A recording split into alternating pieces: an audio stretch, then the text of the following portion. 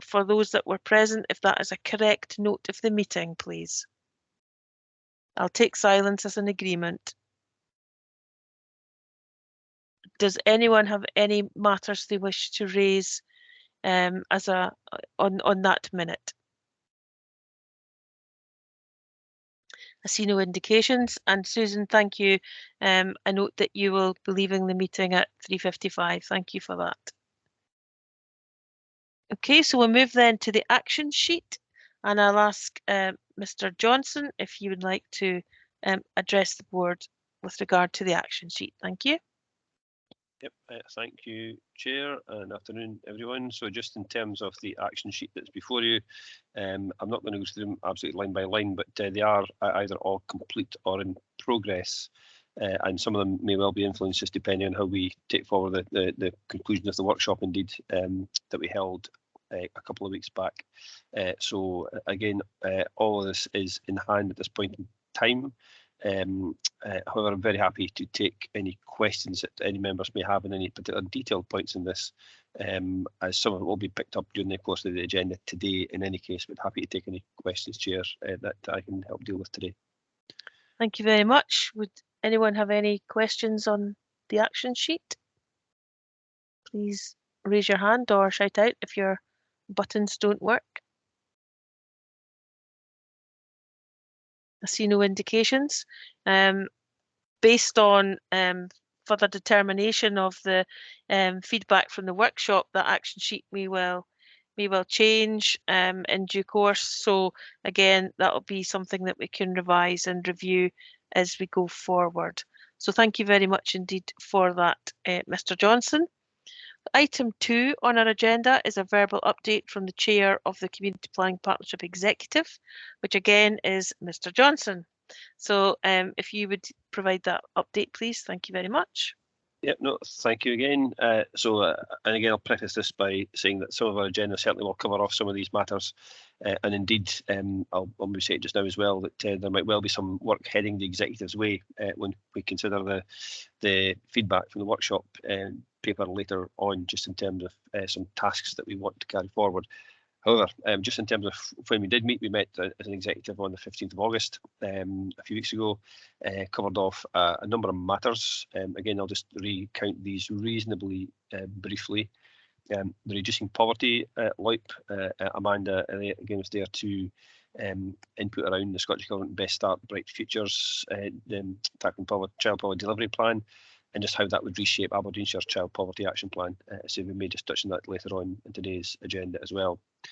Fuel Poverty and Working Cash First Partnership Pilot, that's alongside Scottish Government and Trussell Trust, focusing on working with North Aberdeenshire Food Bank as part of a wider plan to nationally end the need for food banks. Again, that is what that was in hand and connected to this Reducing Poverty LOIP. So important connections there being made. Health and Wellbeing LOIP, so Healthy Eating, Active Living.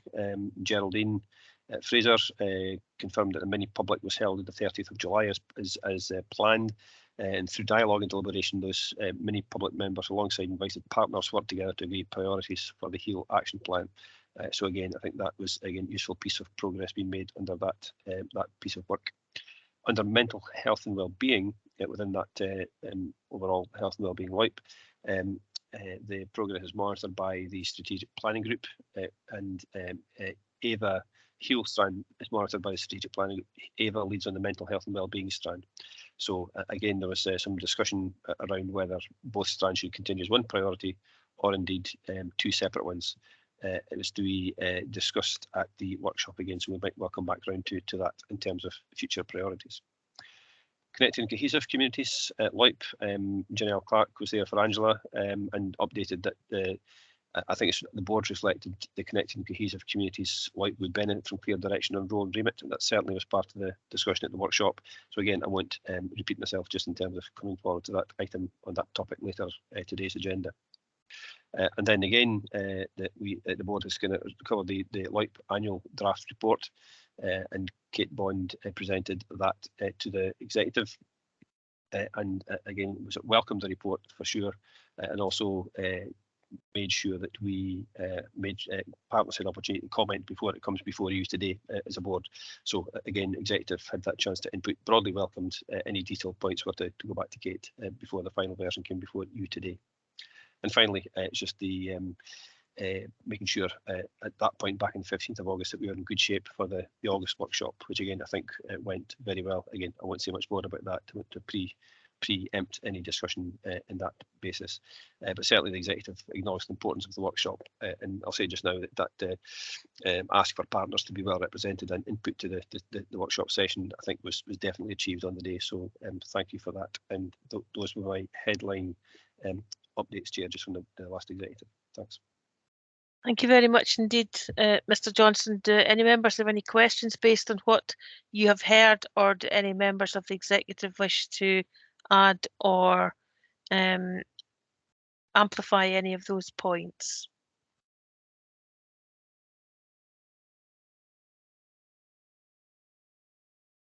I see no indications. One last call, if anyone has anything they wish to comment on. No? Okay, well, thank you very much indeed, Mr. Johnson. And I'd like now to take the opportunity to extend a warm welcome to our newly elected, I say that advisedly, Scottish Place Directors. And we have been allocated Anne Aiken and Gail Gorman from the Place Directorship within the government, and I'm absolutely delighted that they're on the call today. They were able to attend part of the workshop that we had on the 25th of August, and again it's a real opportunity for us all to work with Gail and Anne and actually learn from other experiences and to reshape community planning as we go forward. And I'd invite Gail in the first instance, please, if you'd like to address the board and perhaps introduce yourselves and give a bit more background as to how you can help. Thank you very much. Thank you very much, Chair, and delighted to be here.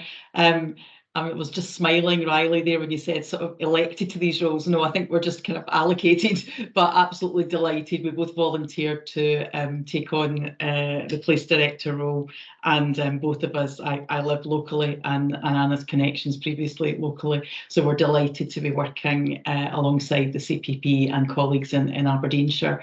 My background is I was the local authority director and director for education and children's services in the city. Don't hold that against me. And worked very closely with colleagues in the Shire. Previously to that, I worked again as a director in Cambridgeshire local authority, and prior to that worked in the UK government for down in England for over 20 years. My accent just hides it well. Currently I'm the Chief Executive of Education Scotland and the CEO of that organisation, as well as the Chief Inspector. But as part of that, I'm part of the Director General's senior management team and work very closely across government and on other projects as well. So our role as Place Directors is simply to work with colleagues and to listen, to understand, and to be hopefully an effective conduit between local and national government in terms of relaying the needs, the challenges, the opportunities and the innovation that happens locally to national government and to ministers, and equally hopefully to be able to talk a bit about national priorities, programme for government and how that works on the ground. So particularly at the moment, very much in just listening and learning mode. It was really helpful to be at the workshop and to hear the deliberations and the discussions that were going on in terms of progress and where you want things to go next. I'm just delighted to be here. My apologies, I will have to leave before the end of the meeting, but I'm certainly with you for the next while. So thanks ever so much, and I'll hand over to Anne if she wants to say a few words. Thank you.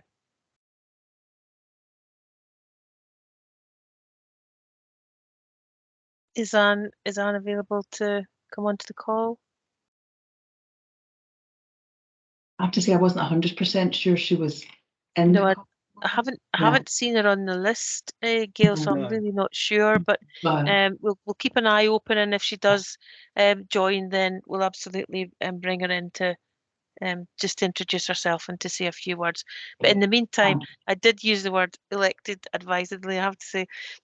But thank you very much indeed for joining us today, as I say, and for your introduction. And I do think it's an opportunity for you to be our critical friend, an opportunity for us. And I think that given the specific circumstances we all find ourselves in now, I think there are opportunities for us to reshape going forward and to actually embrace some of the real challenges that our communities are facing and work very closely together. So I would be very keen to learn from your experiences elsewhere as well about how we might, or what we might think about in terms of us doing that and to achieve outcomes that actually meet the circumstances that our communities are, as they are finding themselves in. So thank you very much for your time, and we look forward to further discussions with you going forward. So anybody, any questions? Sorry, put you on the spot. Any questions for Gail? Or any observations or asks? Not at this point. So I suppose in the first time we've met you, Gail, that might not be forthcoming, but I'm sure there'll be lots of things that we can bring to your attention for discussion as we go forward. So thank you very much indeed. Now, the workshop on the 25th of August has been trailed well by Mr. Johnson, and we'd certainly have an item now, and it was a late circulation, so I hope everyone got the paper. But we've got a discussion paper on the workshop, which was held on the 25th of August, and I'm going to ask Kate Bond, please, if you will introduce this item. Kate, thank you. Thanks, Chair, and thanks to everyone who attended and participated in the workshop. It felt like a really positive session, lots of contributions, and it was good to hear the different views coming from partners. As Chair pointed out, there's a discussion paper within the papers, and really that's been informed by the discussions at the workshop. And you'll see we've gone through it. There's a number of recommendations for us to consider at the board, but I'll take each point through just briefly. There was a view around, I think, widespread support for the idea of adopting a place-based approach, recognising, I think, that there is more work required to define what we mean by place, and to make sure that we're all on the same page about what place means. But in essence, it feels like the principle is correct. So a much greater focus on local solutions and responding to local issues and embedding those LOIT priorities that are agreed at a strategic level across all areas. There was also widespread support for the continuation around reducing poverty and the health and well-being LOIPs. I think everyone recognised that we've made really good progress on those and that we don't want to lose that good work. I think connected and cohesive, there was ongoing challenges around its purpose, the process it's following. There was a comment about it being more of a reporting mechanism than a priority in itself. So there is a suggestion that we reconsider connected and cohesive communities as a priority. The opportunity then is to look at it through that place-based lens. Can we do something different as a result of place? We did look at the issue of locality plans. There is an opportunity. The legislation requires us to produce one. At the moment, we've got 3, so there is that potential that we could reduce those down. Still figuring out how we make sure that we're not duplicating plans. It still needs to be embedded in that place proposal, but we can't get away from the fact that there is a requirement for us to produce one locality plan. But making sure that the work that has been developed to date On the other locality plans, it isn't lost. Obviously, all those actions, all that good work will absolutely get embedded in the place plans. There was also discussion around governance, recognising that local community planning groups need a more prominent role in delivering the community planning outcomes. There needs to be a much clearer reporting line between the local community planning groups, the community planning exec and the board. And we're suggesting a further workshop with the local community planning group chairs, really to consider how best we can take this forward. How can we add value to the work that they're all doing? Also, it's important to note the CPP has an overarching responsibility to oversee a number of partnership arrangements, and we are prompting the board to look at how are you assured that the partnerships that we have that dotted line responsibility for are effective? At the moment, the board receives annual reports on the ADP in relation to the former alcohol LOIT priority, to community justice and to community safety. There is a dotted line to GERFEC, but very conscious that at the moment there is no formal reporting back for GERFEC. So is the arrangement of those annual reports adequate? Are the board assured? And do we need to do more to make sure that there is that link between the community planning board? And finally, we need to consider and review membership of the board, the exec and the local community planning groups to make sure that partners are adding value where they best fit. We don't necessarily expect partners to sit round board meetings, executive meetings, if you don't feel that's where you can best add value. And it may be that either through the local community planning groups or specific work on the LOIPs, there is a view that people can sit on other groups and still add that value. So I'm going to stop there. Very happy to take any questions. And then obviously we've got a number of recommendations to work through. Chair, thank you. Thank you very much indeed, Kate, for that very comprehensive overview. Without further ado, I invite members to comment, please, on what you've heard. And we really need to have a good discussion around all of this, because this will shape how we go forward from here. So please, can I have your views and thoughts? Thank you.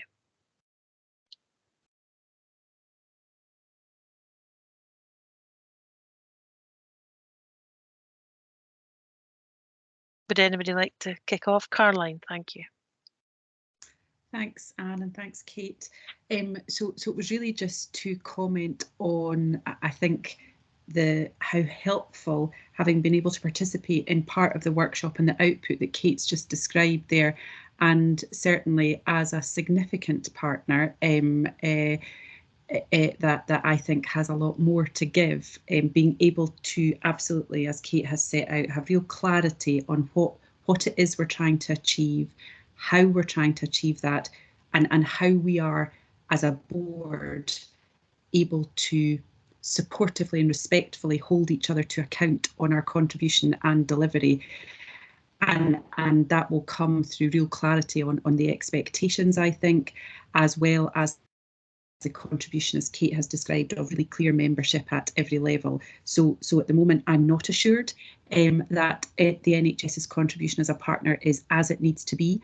That's not a negative comment on what it has been before, but it's in line with our new strategy and the strategic direction, which is very clearly about Aberdeenshire Place and our local communities. So welcome the approach, fully supportive of how Kate has set that out, and look forward to the work going forward as we become clearer around how we utilise our totality of our governance structures, but really use the opportunity of framing the CPP as the kind of linchpin for everything. Thanks. That's really helpful. Thank you very much indeed for that, Caroline. That's excellent. Can we have any other? Susan, thank you. Yeah, thank you very much. I was waiting to see if another partner would come in before putting my hand up. And apologies, I haven't read the report in detail. I've been in meetings all day. But I think just looking at the recommendations, we'd agree with them. We have been doing some work around the evidence base around approaches to place-based work, so really happy to connect this into the work if that's helpful in shaping what it means for Aberdeenshire partnership. I think in terms of 1.2.7, one of the bits that we have been discussing around, for example, those affected by substance use, absolutely critical role of the Community Safety Partnership, the Justice Partnership, the Children and Young People's Partnership. And I guess if part of what we're trying to do is join the dots between the various partnership working, then it would feel just annual reporting might not be sufficient. But like Caroline, it may be that there are mechanisms to connect and ensure a cohesive approach, like with the board that I'm not cited on, but that would be one observation. But other than that, very supportive of the recommendations. Thank you very much indeed, Susan. And I think the question is about how we receive that assurance. The ADP, for example, reports through the IJB, Integration Joint Board for Health and Social Care. It has its own governance structure, and then there's us. So again, it's just making sure that there's a clarity of reporting lines, and that we're not asking people to report the same thing to similar places in 2 or 3 different places. So it is about how that governance route is robust, and that we do get the assurance, but at what level do we need that assurance, and how much do we need, rather than just accepting the fact that there are other organisations and partners gathering the same information. So where does it sit? But the new chair of the ADP is with us today, and again, catcher on camera there is Avril Nicol. So Avril is the new chair of the ADP and is here to listen and observe today. But I'm sure we'll see Avril much more in the future. So you're most welcome, Avril, and thank you for joining us. So thank you for that, Susan, and for the offer of helping to shape the place definition. So that's noted. Thank you for that. I have Yvonne, please. Thank you, Chair, and good afternoon, colleagues. This is my first attendance at this meeting. So I am Yvonne Boyd. I'm the new interim Head of Operations for Skills Development Scotland, following on from Gordon McDougall's retirement. So this is week 3 for me, and similarly to Gail, listening and learning as I go. But I know Nicola Graham, my colleague from the Shire, has been well involved, and we would welcome the recommendations in the paper.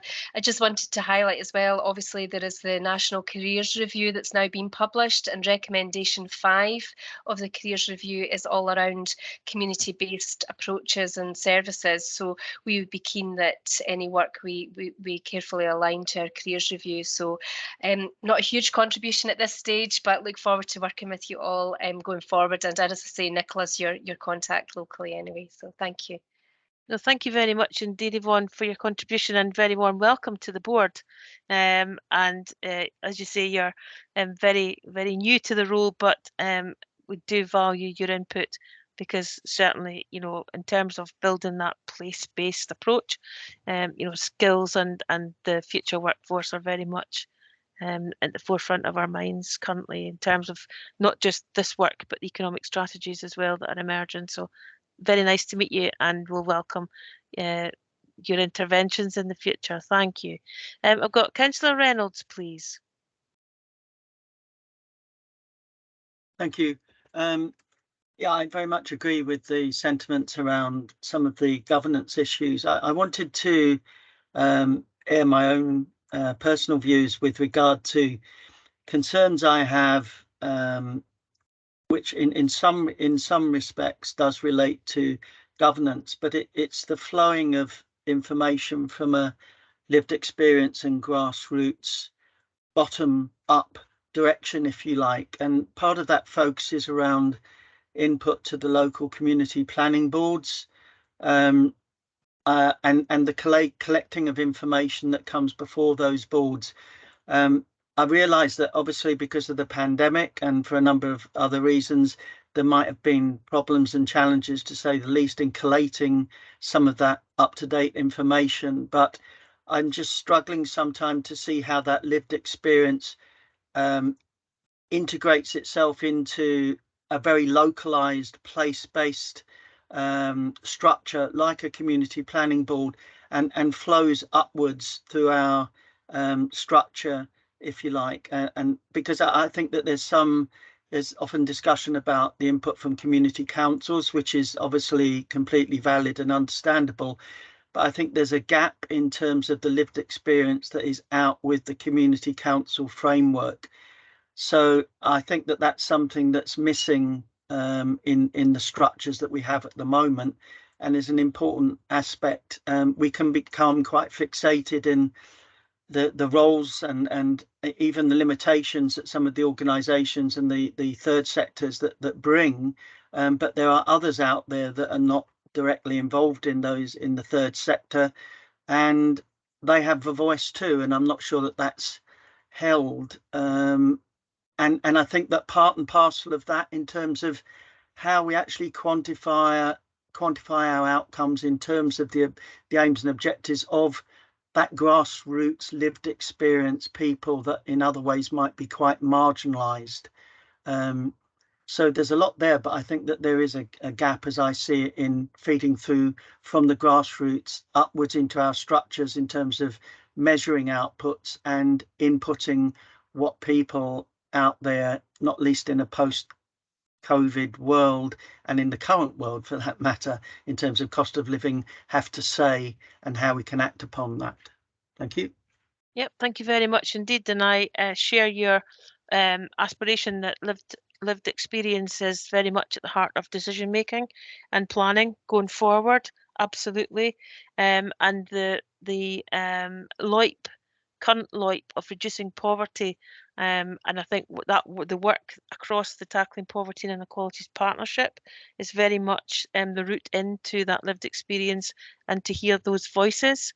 And certainly this is the very start of this process, and it's certainly something, based on what you've said, Councillor Reynolds, that we need to take on board in terms of our future planning and how we're going to shape this whole agenda going forward.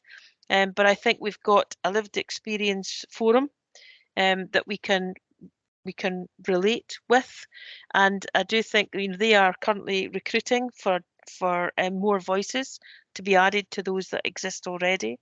And they will have a local dimension to some extent, but it is how we engage further with that partnership and with that forum, and how we genuinely reach out to them and to invite them to feed in at a more local level. So absolutely support your direction of travel.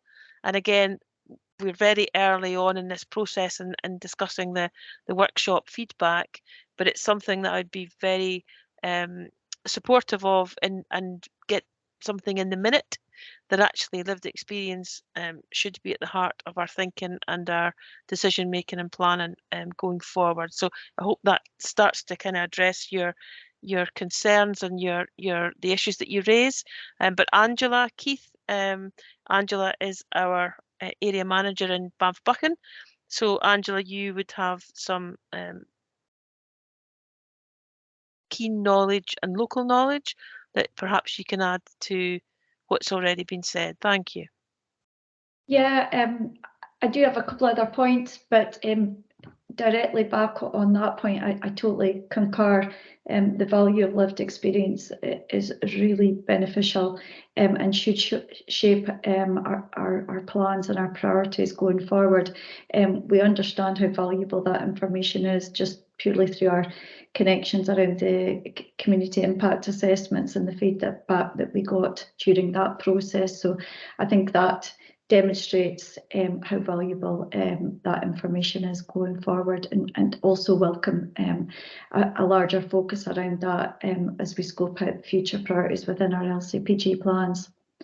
If I may, my other comments relate to the recommendations coming through the workshop, and unfortunately I was on holiday, so wasn't able to contribute directly to the discussions at the workshop. However, I do welcome the review around connected and cohesive communities.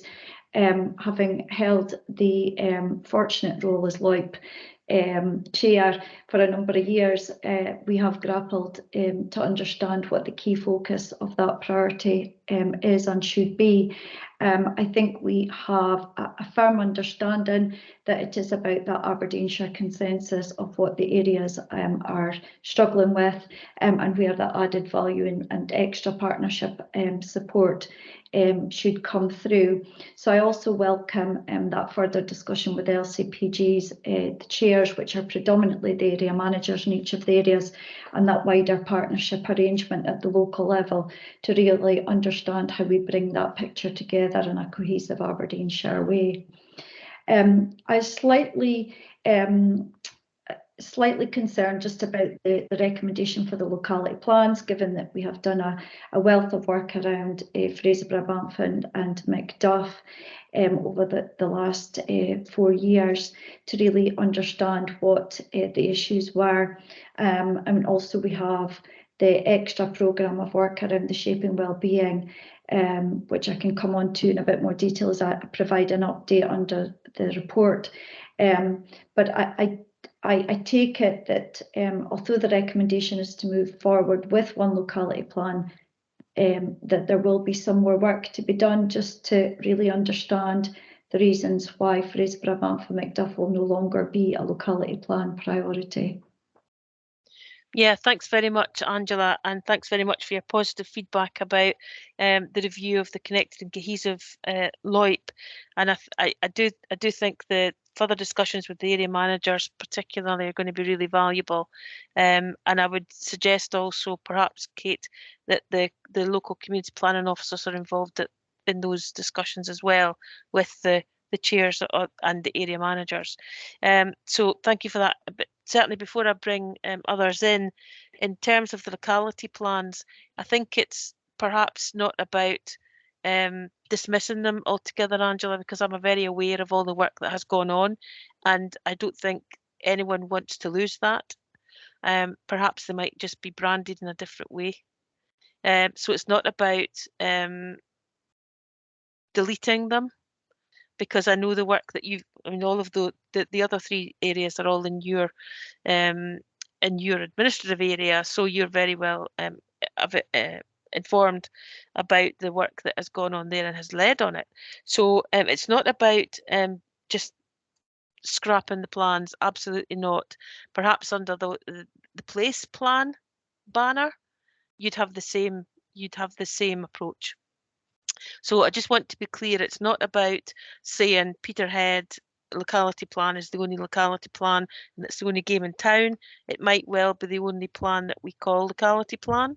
And indeed, all the work that you've done to date with partners across Fraserburgh, Banff and Macduff, we do not intend to lose that, Angela, but perhaps be rebadged and focused on specific issues that you identify through that place planning process and through your local community plans for each of those areas. So I hope that gives you some assurance that it's not a dismissal of those, it's perhaps working in a different way. So I hope that gives you, but please be assured this is very early days. Lots of discussions to be had. We're not going to change all of this overnight. There's got to be properly considered phased approaches to some of these things. So please don't think that it's going to be done to you. It's not. It'll be done with you, whatever happens. And we've got to take into account the work that's been progressed and where we've had positive progress and outcomes already. So please don't think this is going to be decided today and then tomorrow you're not going to have any plan in place. That's not the case. Do you want to come back, Angela, and then I'll take Yeah, Councillor? No, absolutely, Councillor Stirling, thanks for that reassurance. And I think that place planning approach is absolutely relevant and offers a good structure around the work that is already happening. I suppose it's just because that's also an early stage, we just need to make sure that that transition it goes forward really positively, and we bring partners with us as we move towards that new approach. Absolutely. Thank you, Angela. I've got Councillor Finlater and then Susan, please. Thank you.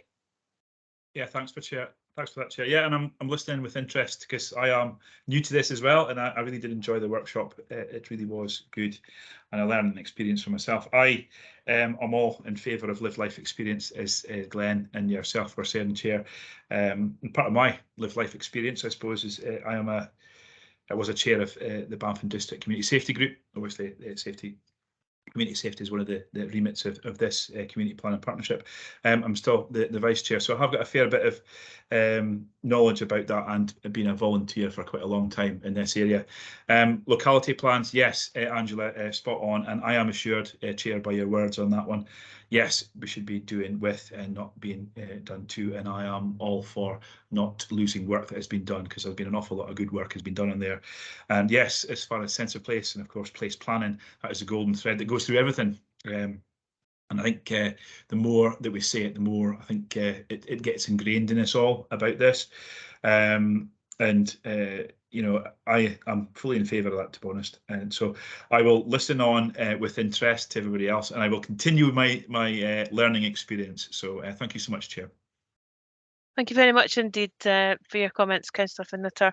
Susan, please, and then Mr. Johnson. Thanks.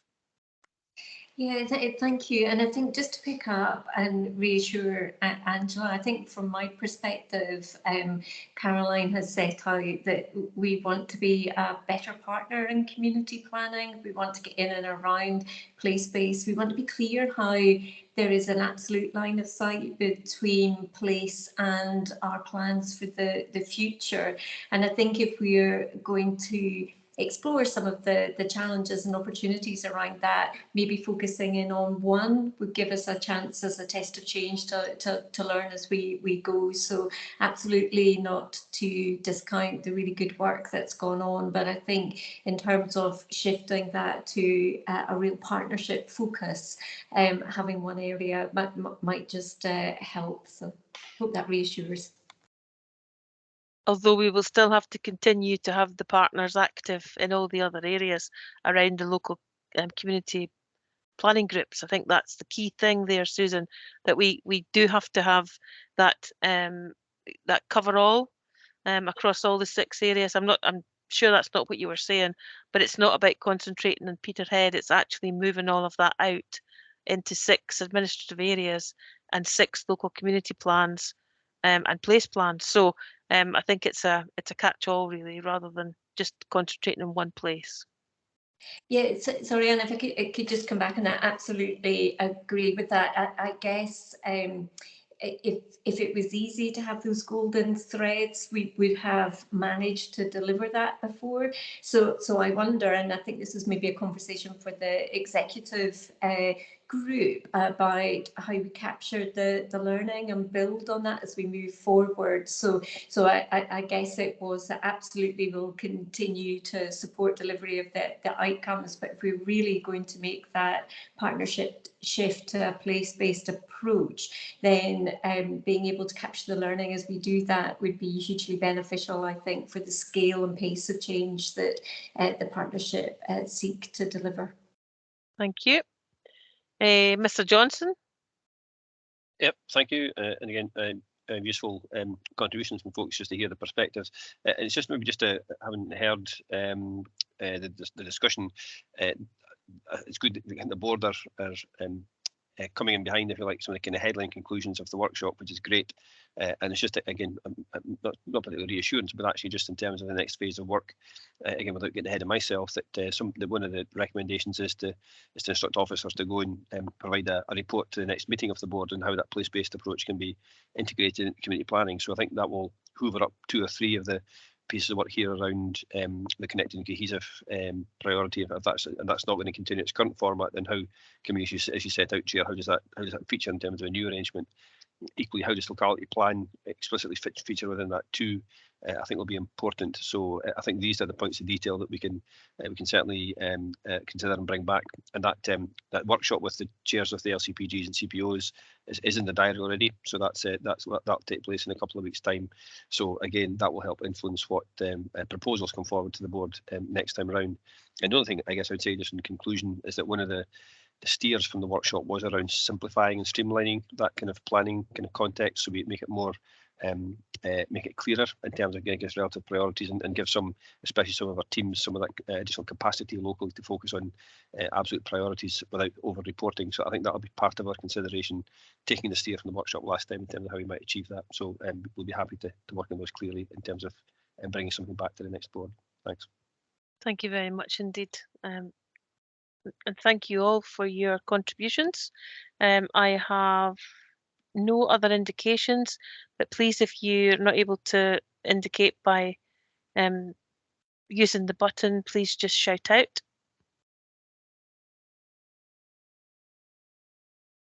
Just one last call. Anybody, any other comments or observations based on what we have before us and what we've heard?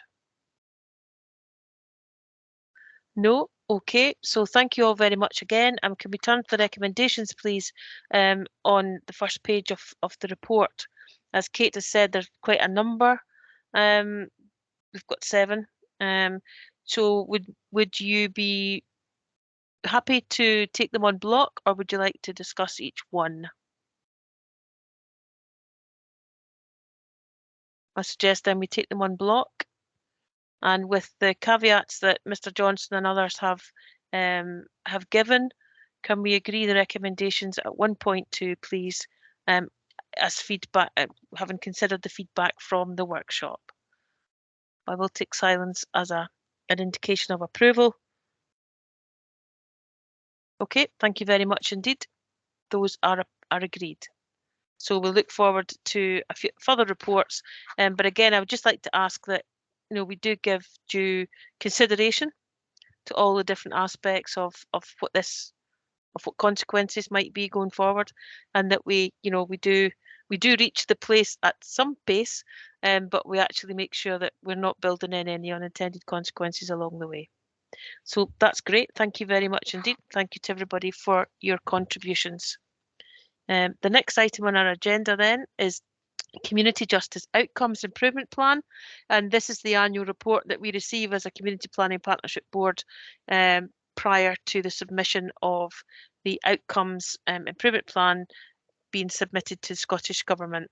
The format before us is a prescribed one, and I'm pleased to welcome Kathleen Mowat to the board meeting, and Kathleen will take us through the annual report, and then there'll be an opportunity for any questions or comments. Thank you, Kathleen. Thank you, Chair, and thank you for the opportunity to present the 5th annual report on community justice to the board today. As you've already covered, it covers the financial year 2021 to 22, and it's an overview of the Community Justice Partnership collaborative activity during that period. As in previous years, the template is a fixed template provided by Community Justice Scotland. There's no opportunity to amend it, unfortunately. It is quite clunky and it's not the best in terms of viewing, but hopefully you've managed to make your way through it and can kind of pull out some useful information from there. As in previous years, it's been a challenging year in terms of service delivery due to the impact of the pandemic, the ongoing restrictions that has had on our services. However, I think there's still lots of activity and progress to report on, which has been included within the report. Just to go to the recommendation, we're asking for the board today to note and consider the annual report, highlighting the progress that's been made collectively by community justice partners during the period. I think Jeff Shaw, our current chair, is currently on hold in a different meeting, but myself and Dawn Leslie, who is the service manager for community justice and alcohol and drug services within the Health and Social Care Partnership, would be happy to take any questions that you have. Are there any particular highlights, Kathleen? Because we've got some new members around the table today. So any particular highlights you'd want to draw out? Yeah, I think I think this year we've kind of carried on a lot of the work that we picked up during the first year of the pandemic. So having to move services online, we've continued that where we can. Obviously, our preference is to get back to face-to-face delivery with people, but we have continued the work with Street Cones, who are a Glasgow-based charity. They provide unpaid workshops for people, so they can do them at home using a tablet or a phone. We provide devices through the funding that we got through the Klondike donation at the start of the pandemic. So people, if they don't have internet access or they don't have their own device, they can use one of our ones to get them through their workshops. I can't remember the figure off the top of my head, but I think there's quite a considerable amount of hours of unpaid work have been completed in that way. So it's really been a benefit, I think, where we haven't been able to get back to, larger group. When I say larger, it's kind of usually around 5 people in an unpaid work party on a good day that would turn up for the unpaid work at the physical attendance. So it's actually a good proportion of hours have managed to be completed in a time when we really weren't able to deliver services in the normal way. That is kind of picking up again now when we are getting people out and about in communities, and hopefully you'll be seeing them when you're out and about doing your day-to-day activity. I think our higher support needs team have been an absolute bonus during this time. They have moved to a model of service delivery that's kind of one-to-one, person-centered, about building relationships and trying to encourage people to attend the sessions with the team.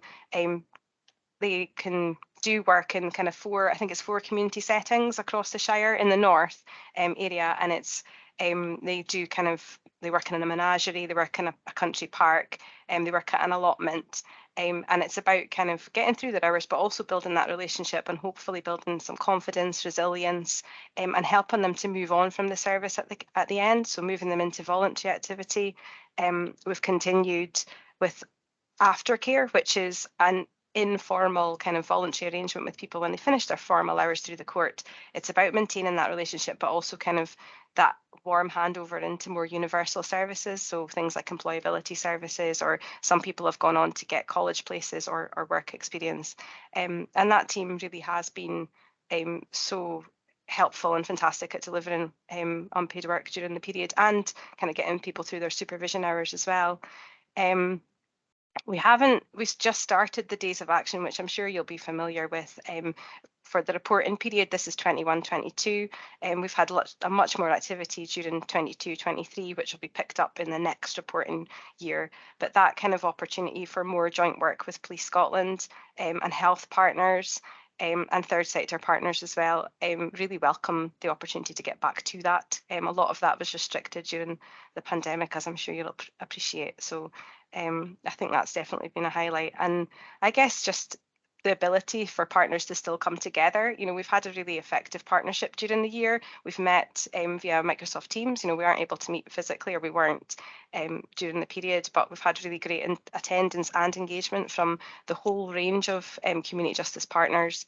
We've managed to agree some pretty significant pieces of work, such as the extension to our community justice plan, just to tide us over to allow the national strategy to be published and the new performance framework to be published, which is still a work in progress. So that position statement really just covers us legislatively until we're able to get that new piece of work concluded. So yeah, I think there have been some challenges, absolutely, and there always are, but certainly some good successes to report on as well. Thank you very much indeed, Kathleen. And I've got Councillor Reynolds, please. Thank you. Thanks, Kathleen, for this. I know that I've had one bite at this cherry wearing a different hat, but this is just another bite, as it were. A more general point, but I think increasingly relevant. I mean, I congratulate you on the report. The team is doing a fantastic job, and it's absolutely needed. So this is not in any, I'm not being negative about this, but I'm interested in your views as to the legal process and the engagement with legal services in other places has come to a halt, and certainly at a snail's pace. I just wondered that, not just out with the pandemic, but in the current environment and cost packages and all the rest of it and budgets, are you seeing engagement with legal services and the police as something which is a cause for concern in terms of the necessary interventions and engagement that you have, which has a very much an immediate and well needed and quickly needed approach? Do you see there being a big challenge when it comes to timetabling the legal process and engagement with the legal process that we see happening down south, where it's become a fundamental issue in terms of across the justice piece? Is that beginning to filter through here more than it was sort of as we try and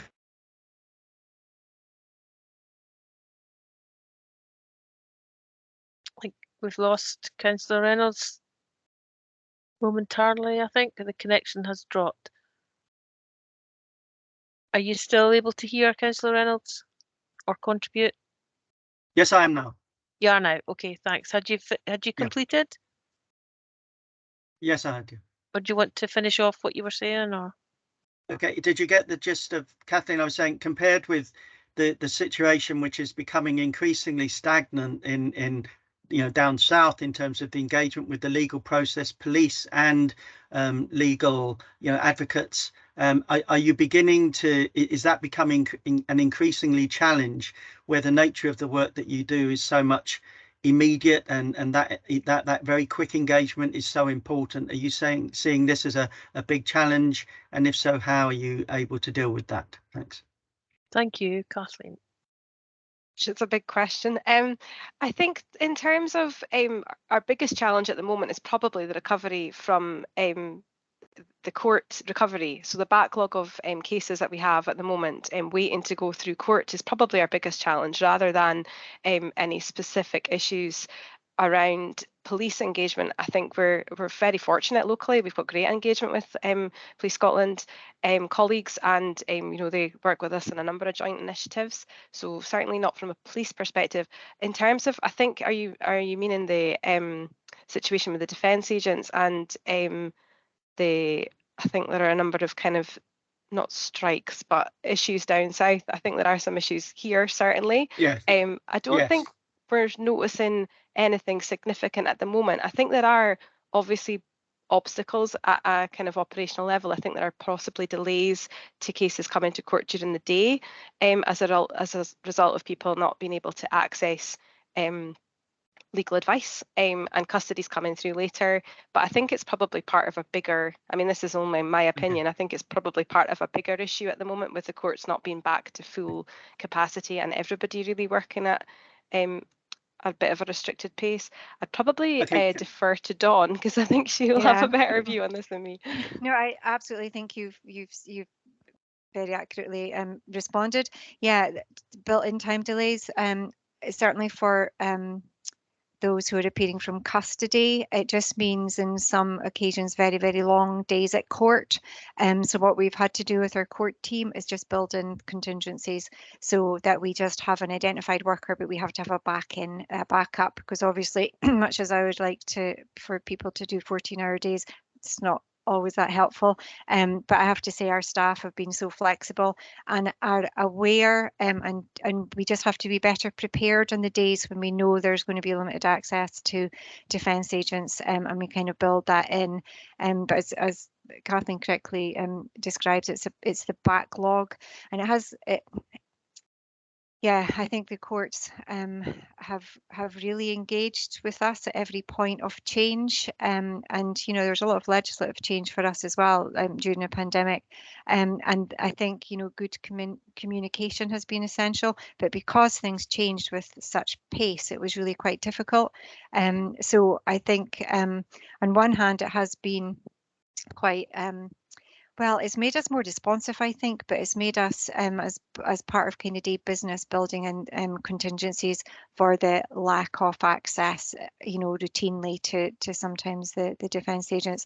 And I have to say that during this last 2 years, and Kathleen has summarised it in the report, that government has asked of us a couple of establishing 2 new processes, certainly around bail supervision and also structure to fair sentences, which are extremely helpful and good ways to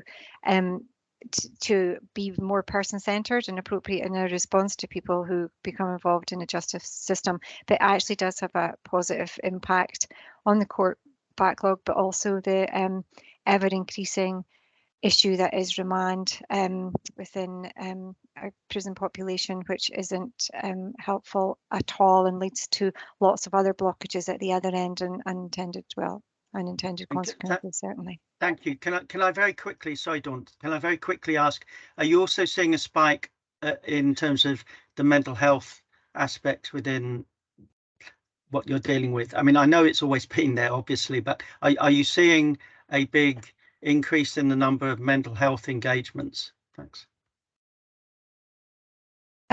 Yeah, and the higher support needs team that Kathleen described, and that was a number of years ago now, 3 years ago, I think, that was directly as a result of that ever increasing. Yeah, the undiagnosed, the behaviour is a problem, but actually relates to underlying experience of trauma, of difficulties that originate, that directly contribute to emotional well-being and mental health well-being, and the following through of services, and all of that, all of the above. Yeah, we would certainly see in terms of presentations to people in justice system, and really obviously close links with the drugs and alcohol services. We're seeing a great kind of commonality around those kind of factors of vulnerability around mental health, drugs and alcohol, and involvement in the justice system. So yeah, I would say that we are. Okay, Councillor Reynolds. Yes, thank you. Okay, sorry to take up a bit more time, but I think that was really helpful. Thanks. Thank you very much. Chief Executive, please. Thanks, Chair. Dawn, Kathleen, it's ever really good to see you here, and it's really hard to do justice to the really good work you set out in the report so comprehensively, apart from saying thank you for what's been done. Can I maybe take license a little bit, accepting this is a slightly retrospective report looking at sort of work to date? It's just that slight look ahead. Think as you've reflected through the work that, you know, that profile of vulnerability and need has changed through the pandemic, and you very clearly reacted and responded to that in terms of a change in practice. What are you seeing now in terms of looking ahead as we're going in towards cost of living, and how does it feel in terms of the resilience of your teams and partner organisations to be able to navigate what you think is coming ahead in the same way that the report set out what the last year's been? Thank you. Yep, I think we see routinely, we see people who, for lots of different reasons, have extreme challenges about meeting basic care needs. So I think the recognition that will increase, so that's number one, for sure. Whether there's support and there's assistance available, it's about access. We are continually challenged about, would I say, inequality, but difficulties in sometimes the folks that we work with accessing the services that are there to support. So I think, you know, as a service, and including drugs and alcohol service here, we need to know what is available, where assistance is accessed, so that part of our, we've got probably a much bigger support worker networks in our teams. So I think, you know, that awareness, the knowing where to go, but for sure being setting ourselves up to ensure that we actually support people to attend. A lot of our guys will not attend, like they'll not attend. Thresholds and tolerance for self-neglect, thresholds of lack of self-care can be extremely high for the folks that we work with. So I think also identifying very clearly those folk who are most potentially going to be most at risk, we're going to probably wrap around far more attention. And I think although lots of the good bits around virtual working can be it is more efficient. It certainly sometimes can be easier for folks. There's nothing beats eyes on somebody and getting in their house. So I would say that a bit like we did in the pandemic, that I wouldn't be accepting that folk are not home visited. We require to do home visits, but I think we really absolutely have to get in about folks so that when they're phoning up and saying, yeah, I'm okay, and they're not actually like okay, and that, you know, be around their food or be about, you know, their heating. So and I think we would have to like just help and support our staff not to go into too much of the rescue mode. We are good at that, but we have to also do what we can realistically, but have like those kind of mechanisms in place that if something requires the attention of kind of wider partners and our senior managers, then, you know, we've got mechanisms around that. So yeah, lots of planning and preparation, but yeah, it will be a challenge, absolutely be a challenge. Thank you. Thank you very much all. I've got Davy, please. Davy Hewison. Thanks very much, Chair. Afternoon, everyone. I'm new to the board, although there's a lot of known faces on the screen. Davy Howison, new partnerships superintendent for A Division. Nice to see those of you who I haven't met before. It was just to pick up on a couple of points, actually. The point that Councillor Reynolds made specifically referred to the police, and I would certainly echo Kathleen's point in terms of the strong working relationships that exist within Aberdeenshire. Looking at the volume and breadth of the report, I think it's credit to everyone involved in community justice that that's been achieved in the context in which it has been achieved, referring specifically to the pandemic and the challenges that presented in terms of access to individuals, in terms of the impact on the court system that we've discussed at some length there. I think the issue around about advocates and contractual disputes that Councillor Reynolds refers to is quite specific to England and Wales, although as Kathleen and Dawn both touched on, there are issues in Scotland in terms of levels of provision, which are compounded by the huge backlogs in the court system. But we have seen the Crown Office make some strides in terms of trying to tackle that, and that's certainly being reflected in the efforts and the flexibility that's been shown in community justice in Aberdeenshire. So I think, you know, credit where credit's due in terms of the work that's been delivered, and absolutely, you know, I think Dawn said responsive. I think flexible is another word that you could use. You know, a lot more creative in terms of the way that things are being delivered. And in light of the point made by Mr. Savage in terms of what the future holds, I think that's an approach that we're going to have to adopt collectively as well, because the spectrum of those who are being drawn into poverty, who are being drawn into mental health crisis, is only going to increase as we go through the cost of living crisis and the challenges that brings. But I think we're in a pretty strong footing, which is recorded in that report in terms of what we have in place, what we have managed to come through and deliver in spite of that adversity, and where we are going forward. So certainly from a police point of view, I think we're in a good place. Relationships are strong, and you know, really looking to make progress in spite of the challenges that are likely to come. Thank you very much indeed for that, Davy. It was a very positive contribution. But again, I think what we've just heard highlights the challenges going ahead for all of us. But in terms of this particular topic, I just wonder, and I suppose it's a question back for Kathleen and Dawn, but how best can this community planning partnership board assist you to deliver the outcomes that you aspire to, and how can we make improvements for those in our community who require your support? So I think there's a real question in there about the role of this board, and it's not just about receiving an annual report from you.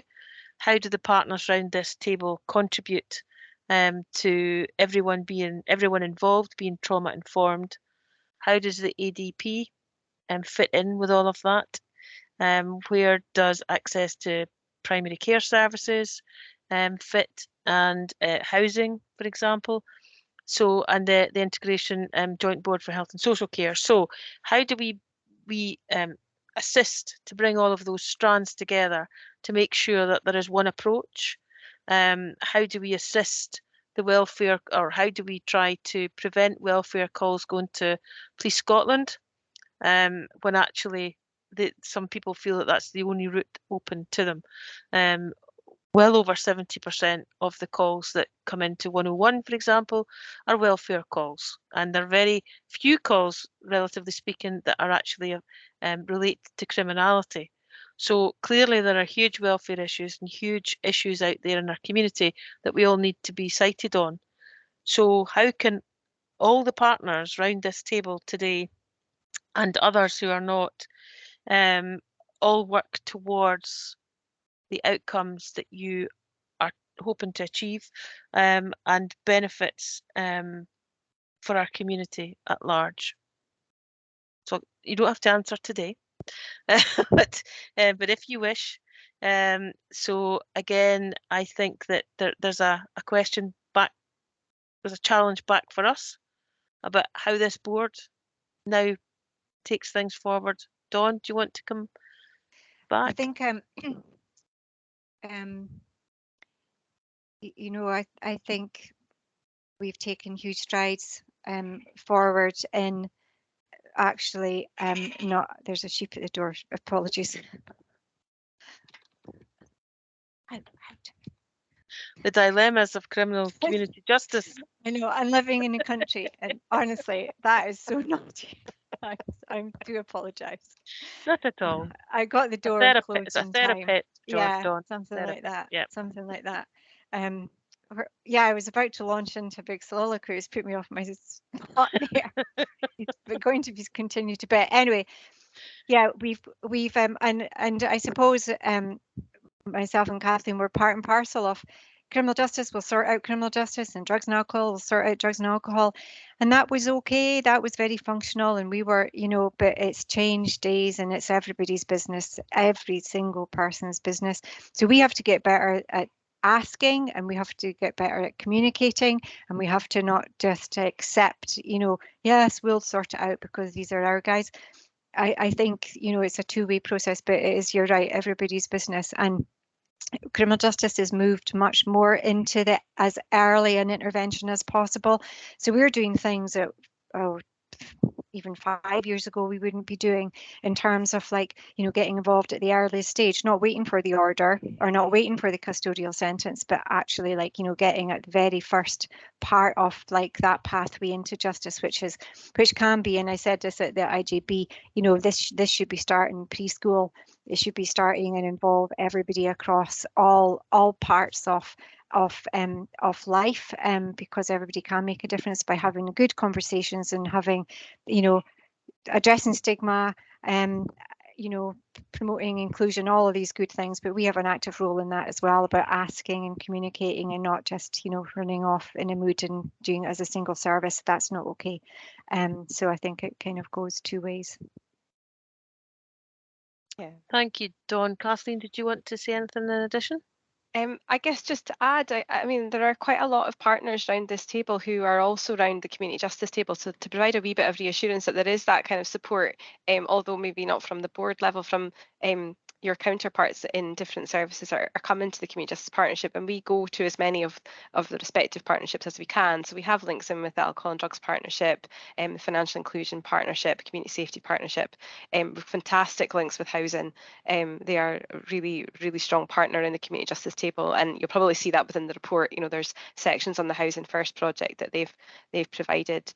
Have really helped, I guess, with our client group. So yeah, I think I'll take the question on board. I think we'll probably have to have a think about it in terms of our ask of the community planning board, and partners, and what that means on a kind of practical level. But yeah, we do need to be getting better at asking for support. But the access to services one is probably a big challenge for us, and particularly mental health services. But also, you know, that the Action 15 monies that have come through to criminal justice and for custody settings, predominantly police and prison, have really helped with that as well. So I think we are making inroads with it, absolutely, but there's lots more to do, and we welcome your support. Thank you very much. I'll suggest taking it a bit further with the board's agreement that actually we remit this back to community justice and criminal justice social work and the partnership to engage with the community planning executive just to explore any additional opportunities and or streamlining that might be available, but to make sure that that trauma-informed approach is embedded, and indeed that I've added GIRFEC to my list of ADP, NHS, IJB and other services. I mean, you know, transportation, for example, how does someone get from a rural location to a service provision? So again, I'm happy to remit that back to executive through you, Kathleen and Dawn, to have that engagement. And if there is something that this partnership board needs to address, then please bring that forward from the executive. Okay, thank you very much indeed. No other indications. So the recommendations were asked to consider, well, to note and consider the annual plan, and I think that we have done that. So can we agree those recommendations, please? It's accepted. Thank you very much. Now, just in terms of officer time, can I move item 7, with apologies to Susan, up next? And we would have the reducing poverty local outcome improvement priority paper next. And that's Amanda, please. Thank you, Chair, and thank you for kindly agreeing to swap the agenda about a little bit for me. Just in terms of the reducing poverty priority, our focus continues on updating the Child Poverty Action Plan, which is the delivery plan for this particular priority. And that's partly in response to the Scottish Government's Child Poverty Framework, Best Start, Bright Futures. But it's also recognising that we do have that ability to update our plan on an annual basis. We've got that ability to be quite agile to reflect the impact of the cost of living crisis. And we are certainly reflecting on the fact that for those families who are already experiencing poverty, and that we're already looking at how we support to perhaps lift out of poverty and sustain out of poverty, that we do have those families who are coming into poverty for the first time. And that changes our approach slightly, and we will then have those families and households who do have a little bit of a safety net about them. However, the resilience to perhaps manage crisis in the future will be getting lowered, and so it really does mean we want to keep that focus on our early intervention and prevention approach that the partnership is progressing. So at the moment, in terms of the practical things that we are undertaking as a partnership to meet the poverty priority, we continue to try and support the Scottish Government's commitment to ending the need for food banks. And one of the ways we are keen to do that is by applying to be one of 10 Cash First partnerships across Scotland. Cash First is already our kind of default position wherever we can do that, because we recognise it gives choice, it reduces stigma, and often it allows families to start to move away from poverty themselves. So really keen to be part of that partnership.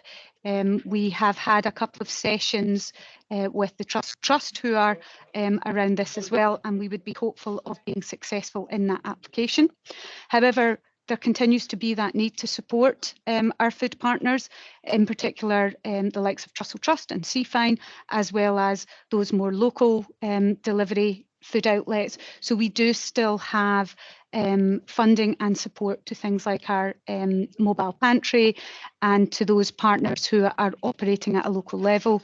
And we're working alongside the Healthy Eating, Active Lives priority to ensure that the Fair Food Aberdeenshire will enable that longer term food security piece. We're continuing to increase capacity within our information and advice services framework and really key is to enable that access to income maximisation and advice through the different access points that people feel comfortable with. So as part of building that capacity, we have got recent pilots underway, including an academy linked worker and a worker who is very focused on rurality.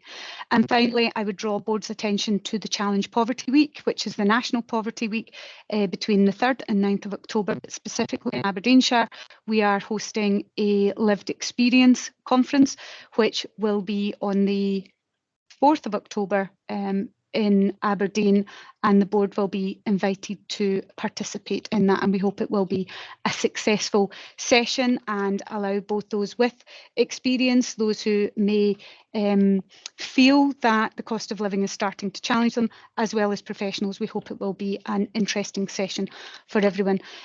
More than happy to take any comments and questions from around the table, and if there are any particular areas of direction that the board would like us to work towards, that would be helpful.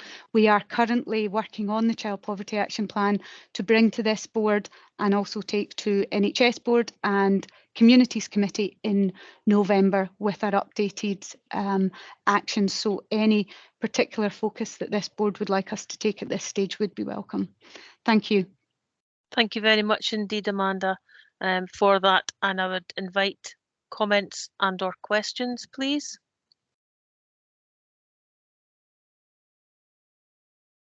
I don't see any indications at this point. Oh, Councillor Reynolds, please. Yeah, thanks very much for this. It's a great piece of work. I just wanted to ask, obviously, in terms of the work that you're doing, and you can't overstate the impact that what you're trying to achieve and are achieving here, not least in it's crisis upon crisis, and we all know that. But I'm just looking at some reassurances about the resources that you have in terms of dealing with what is a fundamental stress and a consequence of mental health and well-being, which is debt. I mean, poverty creates enormous mental health pressures and challenges. So that connection between the two, are you happy that you are coping with the increased aspect because of cost of living crisis? And is there more that we can do as a board, but also that the council can do? I know we're at a sort of relatively early stage, but even prior to what was called the cost of living crisis, it was perfectly apparent that you were stretched and coping really well.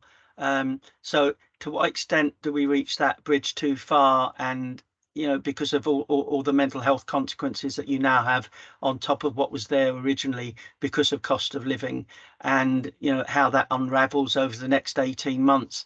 Can you give reassurances about how you'll be able to carry on basically with the workload? Thanks.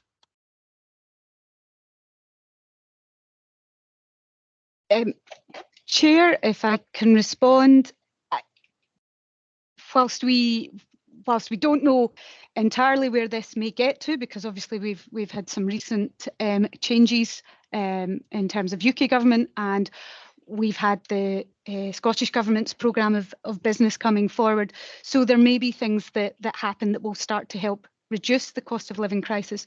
We are in a relatively strong position because of the Information and Advice Services framework that partners and the council agreed prior to the pandemic and then coming into this cost of living crisis. And one of the positives about the Information and Advice framework is that a key part of it is our information and advice workers being embedded within our GP practices.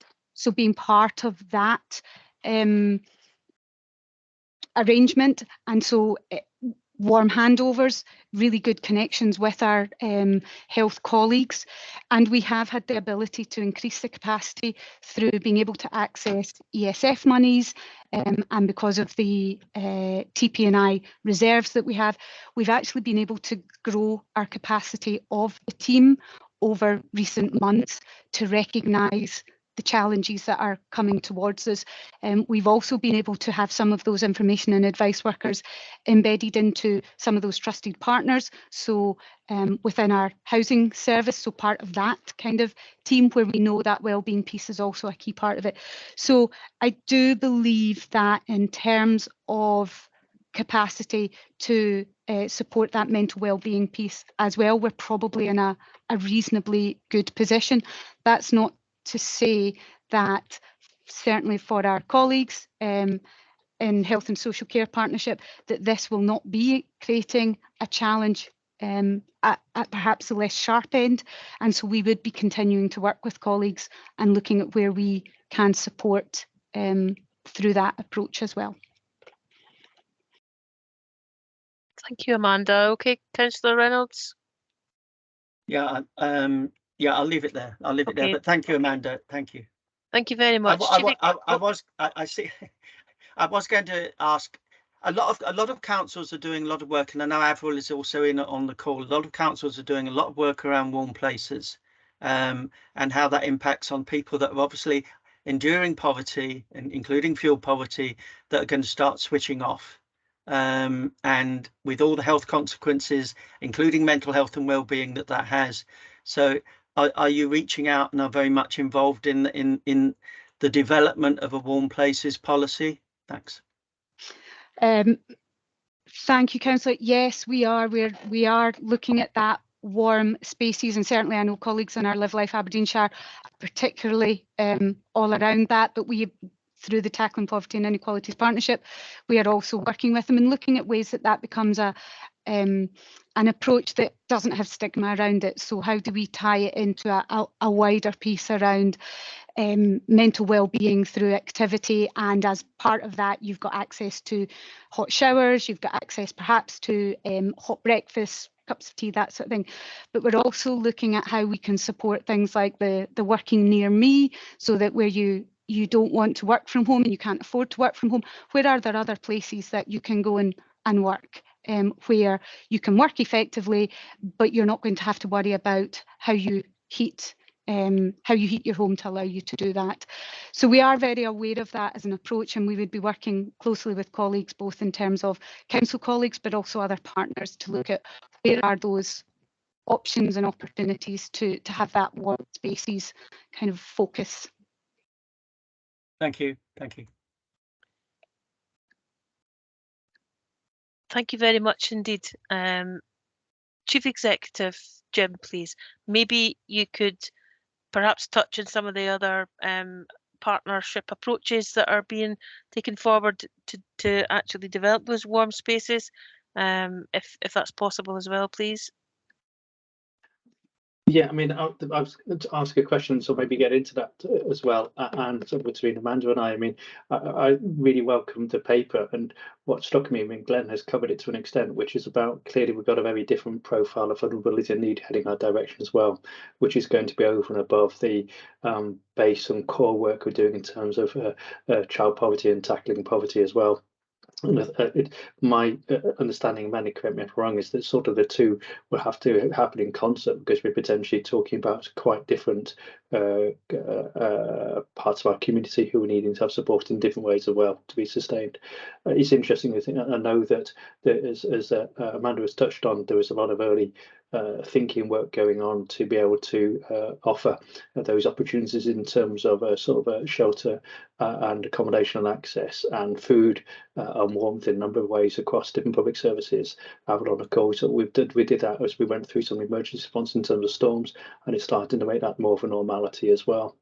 As Amanda touched on, thinking about, if we do have redundant office space and capacity, could we use that to make that accessible, and on what basis and what terms we do so as well. I guess sort of maybe throw the question back to the core, if I may do as well, Chair. I'm interested in terms of whether Amanda feels as though that all partners are thus far stepping forward enough, and I'm not being critical in asking it that way, but to be able to be sort of ready for some of the change in risk and vulnerability and need is going to come through in terms of cost of living challenge, in terms of poverty. It feels that we're just at a cusp in terms of something's going to be quite demanding. And are we sitting confident or concerned in terms of the resources that we have around us to be able to navigate that. Thank you. No, thank you very much, Amanda. I think one of the benefits of the Community Planning Partnership, having set up the Tackling Poverty and Inequality Strategic Partnership several years ago, is that it is a very strong partnership, and we do see good cross-partner working, and I think there is a real strength there with all of those different partners around the table, and we do see high engagement from our partners and our council colleagues as well coming round there. And I think we are seeing different partners flexing what they do to respond to that change, and to respond to that different cohort of people that perhaps are coming through the door, and are perhaps not able to access in the way that some of our communities do, because they're perhaps more used to it, and they're more used to things being in the community and they see them there, whereas we're seeing other communities where some of this feels quite new to them and they don't know where to go to get the support. So we are finding that partners are coming forward and being quite practical and proactive in how they manage that sensitively. So I think we're confident as a partnership that collectively the resources we have, we can continue to deliver on what's required.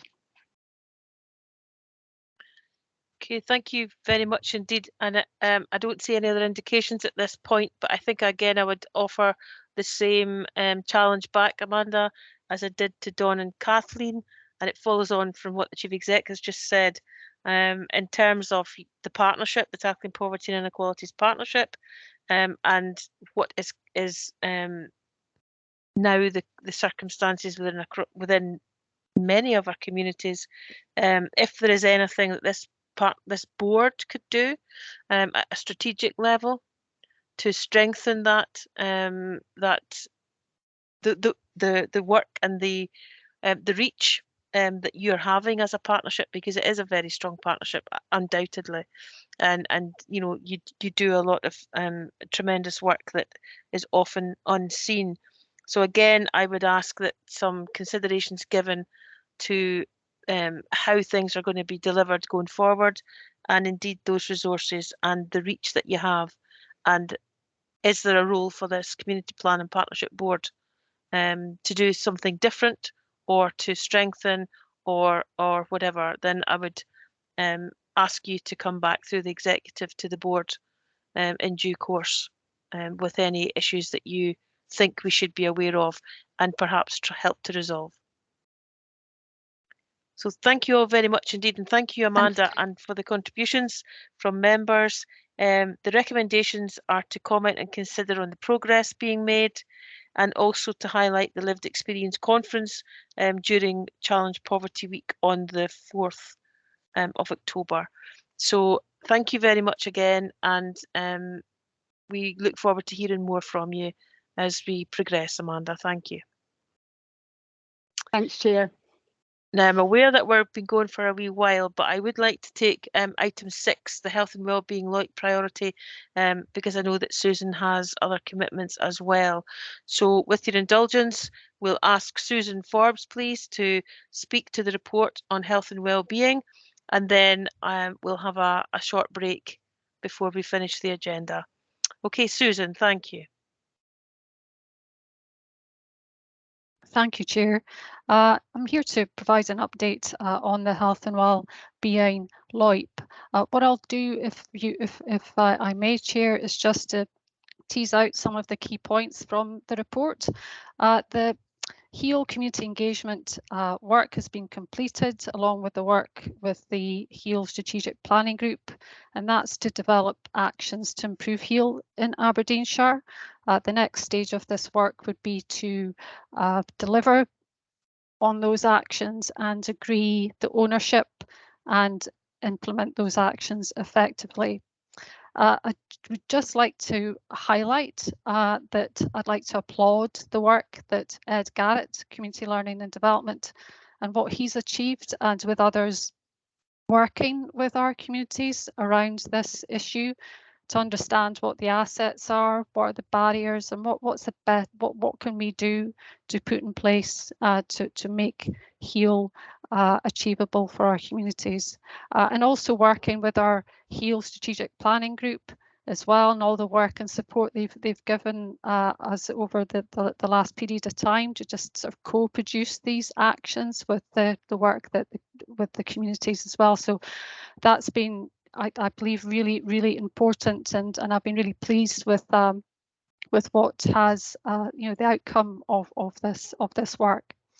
The second point I want to make is that the Aberdeenshire Health and Social Care Partnership Wellbeing Lead had always led on the work for the HEAL SPG, but they've recently taken up a new role. But I'd like to confirm that we do have a new chair who's just going to take the role on an interim basis from Live Life Aberdeenshire, somebody from Live Life Aberdeenshire, Chris Murphy. So we're delighted to have Chris on board for a period of time. I think it really, it highlights the importance of that partnership approach to health eating and active living. And he'll be supported by the Aberdeenshire Health and Social Care Partnership Strategic Transformation Manager sort of going forward. I just also want to now move to the mental health and wellbeing strand of the Wellbeing LOIP. Ava will be leading on the development of the mental health and the mental wellbeing action plan. The Aberdeenshire Health and Social Care Partnership have funded Ava to employ a fixed term person, mental health and wellbeing LOIP officer, to progress this. So I believe that the appointment may be made in September, but maybe Dan could update us on that. But they're working through phase 2 of the Mind Your Mind project. And just to highlight the last thing, what is about, and Richie touched on this earlier on, around the reporting of both strands, the HEAL and the mental wellbeing strand. And it's always been taken, reporting has been taken on by the Aberdeenshire Health and Social Care Partnership, as there's been no formal reporting procedure from the mental wellbeing side of things. But as I was saying, Ava's now taken the lead for that. So we need to agree, new arrangement around that going forward, about whether we report through 2 separate strands or whether we report through one report. And that's something that further discussion needs to be had, and maybe welcome some comments from the board.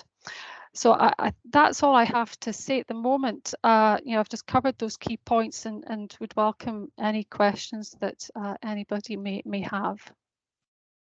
Thank you very much indeed, Susan. And again, it's remarkable the progress that's been made on this particular LOIP, and a very warm welcome from us all to Chris Murphy, who has agreed to chair the HEAL. So that's excellent. And that, again, that partnership approach is really very, very welcome. So now, colleagues, if you have any questions or comments, and Dan, you wanted to respond to the question of appointment and any other issues that you might want to raise. Thank you very much, Chair, and thank you very much, Susan, for that overview. Just to confirm that Ava is interviewing on Thursday, the 15th of September, so that's a week tomorrow, with a view to hopefully having someone in place by the end of October, so that we can really ramp up the activity around the mental wellbeing priority. Just in conjunction with that, we're also working on the next round of the community's mental health and wellbeing funds.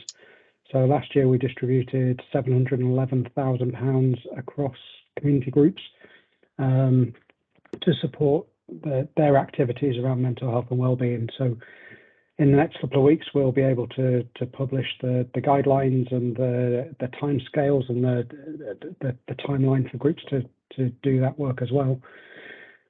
But back to the specific mental wellbeing LOIP, or the priority.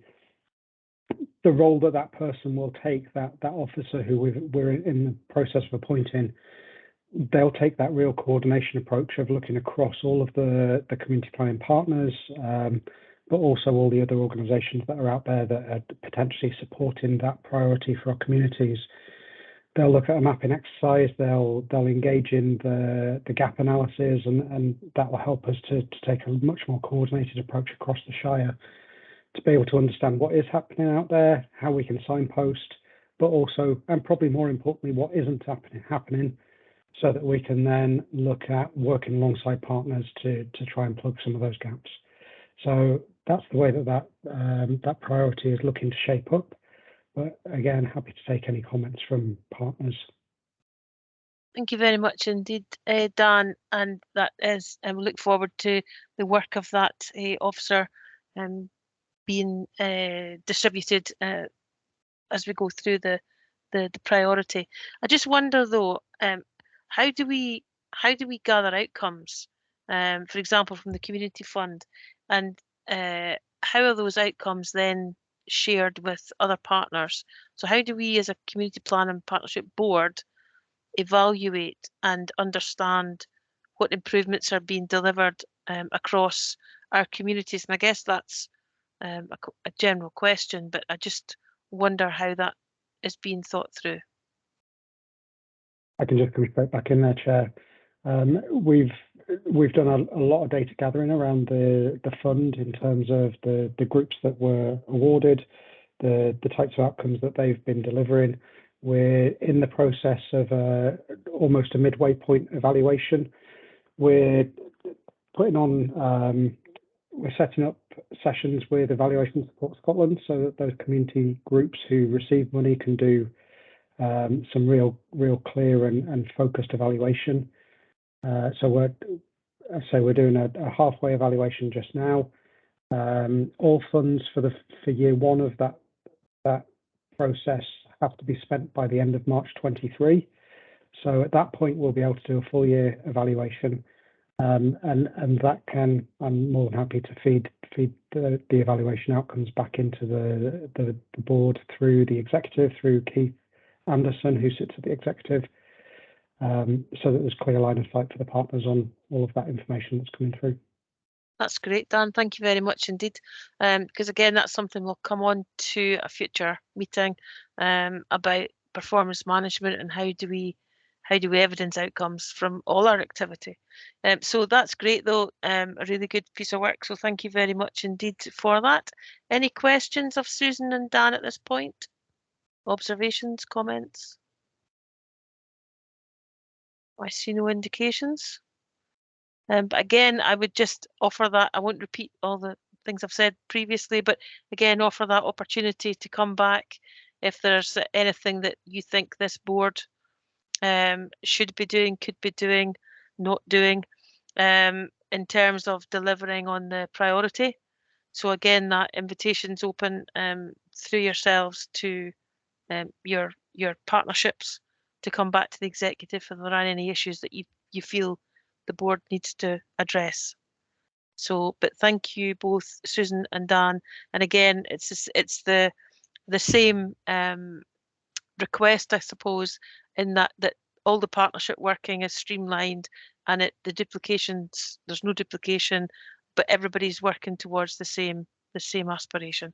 So, but thank you both very much, because I'm aware that this particular priority has gathered pace and has been delivered significantly across the Shire in a very short period of time. So thank you to everyone who's been involved in this from the start. So thanks very much both. Okay, so with that then, it is almost 22. Can I suggest a 5-minute break and we come back at 3:45 to continue? Oh, 3:46 perhaps, to continue. But thank you all very much to date, and thank you, Susan, for your presentation.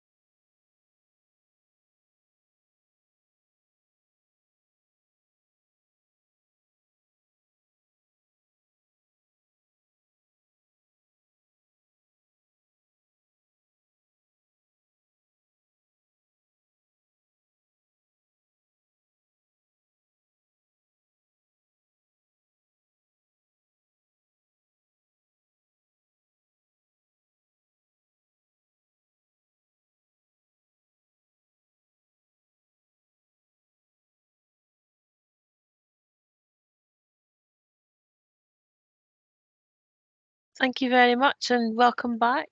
I hope everyone's come back into the meeting. We'll return then to item 8 on our agenda, which is the Connected and Cohesive LOIP priority. And I'd invite Angela Keith, please, to speak to the report. Thank you. Thank you. So yeah, the Connected and Cohesive group met in July, which was the first time in a number of months. But there was a focus around the need to develop the action plan and against the agreed performance framework. However, the group were also mindful of the review that was suggested around the LOIP priority, and we're keen to still to get a better understanding of that forward direction. So clearly the recommendations that we have established earlier in the meeting will allow us now to go forward and consider alongside with that group and the LCPG chair and the CPOs, the future approaches.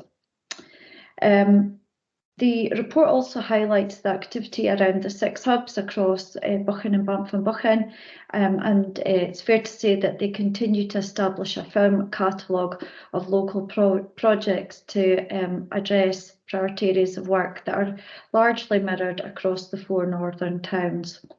A clear focus responded to affordable rural transport to reach essential services and facilities, and the groups are also closely monitoring the cost of living impact, as well as mental health issues, which are already prevalent in those areas.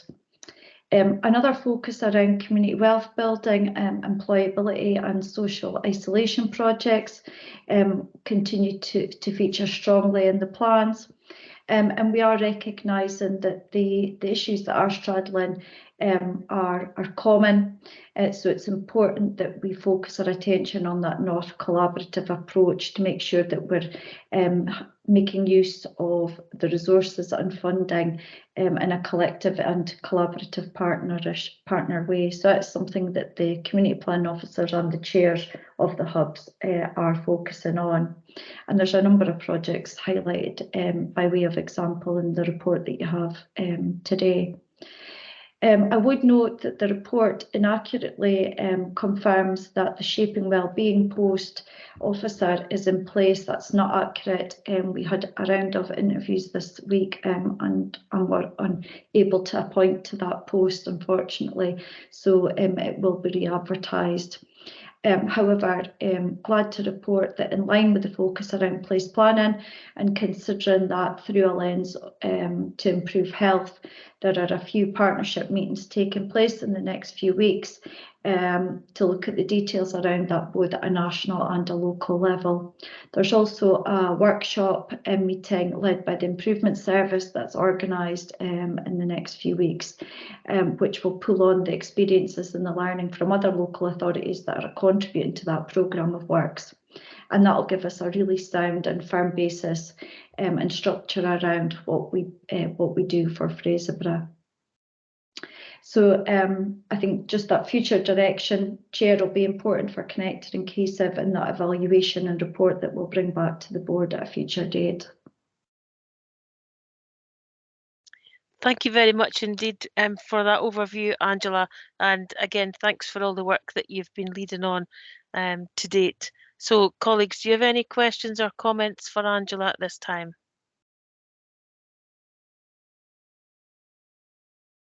I don't see any indications. And as you say, Angela, there will be further discussions as we progress the refresh of the work that you've been leading on. So again, thank you very, very much indeed. So the recommendations for this report is to consider and comment on the progress. So we agree that then, thank you. Okay, thank you very much. So the next item in our agenda is the CPP Community Engagement and Consultation paper, and that was Fiona McCallum, please. Fiona, I'd like to invite you to present the paper. Thank you. Thank you, Chair. This report is a follow-up to the report that was presented to the board in June around the Citizens Panel, and board members will recall that at that meeting it was agreed to stop the Citizens Panel following an unsuccessful tender process. And the board requested that we provided some further information around methods of engagement and consultation in Aberdeenshire. The teams produced a really comprehensive report, and alternative methods of engagement and consultation are set out in Appendix 1, setting out methods from the spectrum of participation from the perspective of the goal that's being sought. So those different methods range from information, involving, consulting, through to empowering. There's lots of different methods of engagement that are already used and available within Aberdeenshire. I'm not going to list all of these, but they can include surveys done through the Engage Aberdeenshire, which is our digital platform for online consultation. It also offers a variety of tools in addition to surveys, including discussion forums, ideas generations, Q&A section, quick polls, stories, etc.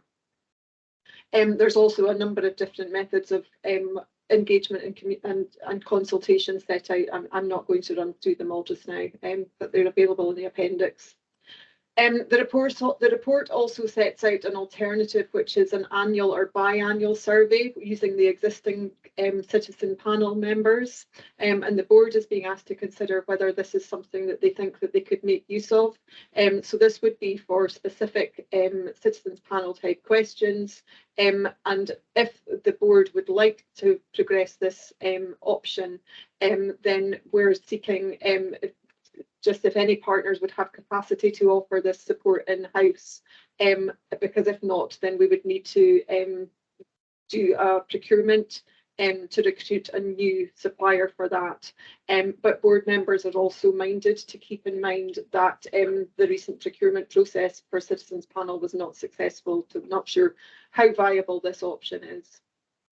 We're also seeking some clarification on whether or not the board members are would like the current community planning engagement guide, which is in the on the website, and whether or not that's needing updated. So most of the information, in there around engagement and consultation remains relevant. Just some of the case studies are quite out of date, and partners are asked whether it would be helpful for this guide to be updated. Thank you, Chair, and I'd be happy to take any questions. Thank you very much indeed, Fiona, for that introduction to the report. And I'd invite any comments or questions of Fiona. I think in response to your question about updating the site, I think the answer would be absolutely yes, that would be excellent. Thank you. No comments or questions for Fiona? No, on that basis then, we will turn to the recommendations on your report. And they are to comment on the information provided in the report, to consider if there are other resources or information on community engagement that you would like to share, to discuss and agree if it's useful for the engagement guide to be updated, and I think we've agreed that that is the case, or if partners are happy with resources available through individual partners, to discuss and agree if the option of an annual biennial survey only using existing citizens panel members should be explored, or if the database of panel members should now be deleted. And that again is at Appendix 2 of your report. Do members wish to answer any of the questions posed from your perspective, or do you wish to agree the recommendations in principle subject to confirmation from each of the partners in the next 5 working days? Is that something that we can put in place? Jim? Happy to take that one sort of off table, Chair, and come back in the next few days if that would help, sort of just as you suggest on that one. That's fine, thank you. Is that the view of everyone? I see a few nods. So agree the recommendations in principle, Fiona, with the caveat that partners should contact you directly within 5 working days and confirm or otherwise the questions that you've posed within the recommendations. Okay, Okay, thank you very much. Thank you all very much for that then. So we'll move to item 10, which is the LOIP final draft annual report for 21-22. And again, Fiona will present the paper, but I would just like to thank you for all the work that has gone in from your team and yourself to present this, and also for the revised format. I think it's an improved format as well. So Fiona, would you like to introduce the report, please, and then please ask any questions or make any comments. Thank you. Thanks again, Chair. So this is the fifth annual report in relation to our LOIP and covers the period from April 21 to March 22. Another challenging year for the partnership and LOIP priorities as we reflected on our priorities during the response to the pandemic and the changing circumstances. We decided to stop one of our priorities this year, which was changing Aberdeenshire's relationship with alcohol. This important work is continuing to be progressed to the ADP and they are presenting their annual report later this afternoon. The impact of the pandemic on our communities led us to introduce the new priority of health and well-being. And the report, I think, really highlights the vast volume of work that has been progressed across all the LOIP priorities in our work to achieve our vision of delivering the best quality of life in Aberdeenshire. The report sets out the priorities that were set by each of the LOIP strategic lead groups and how those were achieved during the year. We know that we have more work to do in terms of how we are reporting our performance, as you reflected on earlier, Chair, looking at really showing what we're achieving and the impact that our work is having in our communities. I'll briefly go through each of the LOIP priorities in terms of some highlights and then seek some comments and questions from board members, if that's okay. So the Reducing Poverty priority continued its work to establish affordable credit in Aberdeenshire. The group continued to fund projects that alleviate the impact of poverty. There was some further development of the lived experience network, so it widened its reach and increased local voices, and some of the work that the network was contributed to is highlighted in the annual report. And work is continuing to embed a rights-based approach to programmes and services. So we've had many more young people who are now aware of and involved in tackling poverty and inequalities, and that is helping to increase their confidence and skills for youth to ensure that they are equal partners in service development. The group has also increased social networks for young people to improve mental health and reduce isolation. The Connected and Cohesive Communities priority focuses on locality planning arrangements in three locality areas, 4 towns in Aberdeenshire: Peterhead, Fraserburgh and Banff and Macduff. The Connected and Cohesive Communities Strategic Lead Partnership Group oversees locality planning in Aberdeenshire, and their overarching remit is to oversee locality planning arrangements for those communities experiencing poorer outcomes than other parts of Aberdeenshire. The Strategic Lead Group has identified 3 performance indicators to help them to demonstrate that they're delivering their outcomes, and those are income deprivation, crime rates and employment deprivation. The coordination hubs in Buchan and Banff were set up in 2020, and they have continued to deliver a number of booster projects within locality action plans. The Health and Wellbeing Coordination Hub in Banff and Buchan has 5 main objectives around families' resilience and capacity, children and young people, and awareness raising. Booster projects there have included reducing stigma, mental health activities, suicide prevention, and community gardens and allotments, and the food growing strategy.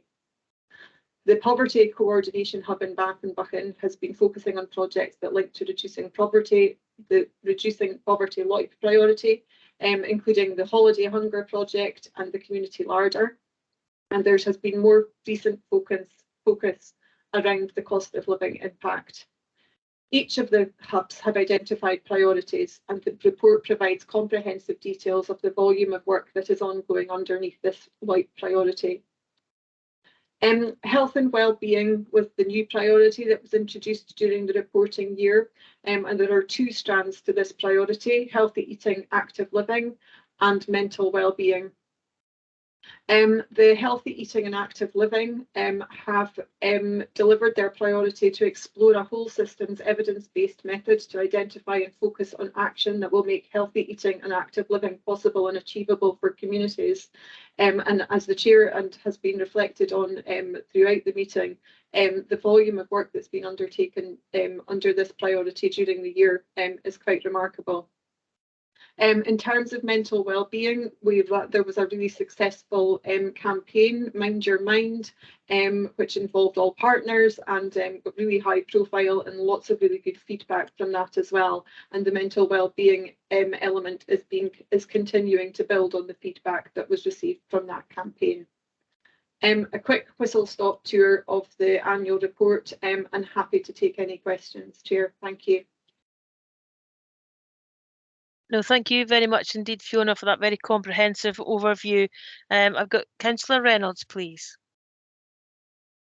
Yes, thank you, Fiona. I just wanted to say it was like a breath of fresh air the way that this is presented. I just really think this is a great example of good, really good practice. I think that there are many reports which are drifting in this direction, and I think that this is a benchmark for me.